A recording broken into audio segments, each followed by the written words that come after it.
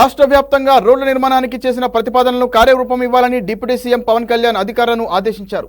గ్రామాల్లో రహదారుల నిర్మాణం వల్ల పేదరిక నిర్మూలనతో పాటు సామాజిక ఆర్థిక ప్రయోజనాలు మెరుగవుతాయనే విషయాన్ని గుర్తుంచుకోవాలన్నారు. గ్రామీణ రహదారుల నిర్మాణానికి కేంద్ర ప్రభుత్వ సహాయ సహకారాలు మరింత కోరుదామని చెప్పారు పవన్. డిప్యూటీ సీఎం పవన్ కళ్యాణ్ విజయవాడలోని క్యాంపు కార్యాలయంలో పంచాయతీరాజ్ శాఖ ఇంజనీరింగ్ విభాగం అధికారులు, ఏషియన్ ఇన్ఫ్రాస్ట్రక్చర్ ఇన్వెస్ట్మెంట్ బ్యాంకు అధికారులతో సమీక్ష సమావేశం నిర్వహించారు.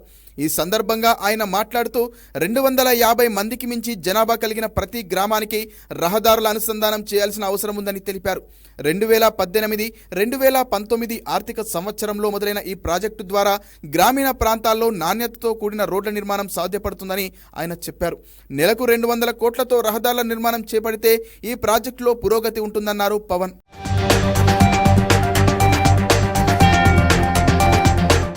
రాష్ట్ర ప్రభుత్వం నుంచి 75 కోట్ల మ్యాచింగ్ గ్రాంట్ సమకూరిస్తే బ్యాంకు 125 కోట్ల రుణం మంజూరు చేస్తుందన్నారు.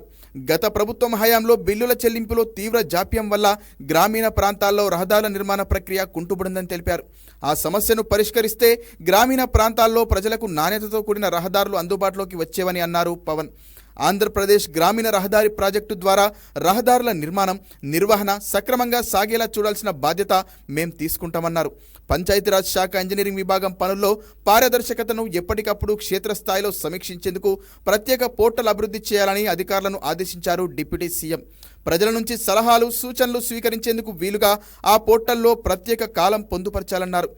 ఈ ప్రాజెక్టులో రాష్ట్ర ప్రభుత్వం సమకూర్చాల్సిన 30% మ్యాచింగ్ గ్రాంటును 10%కి తగ్గించే విధంగా అవసరమైన మార్పులు చేయాలని కేంద్ర ప్రభుత్వాన్ని కోరతామని డిప్యూటీ సీఎం పవన్ కళ్యాణ్ అన్నారు.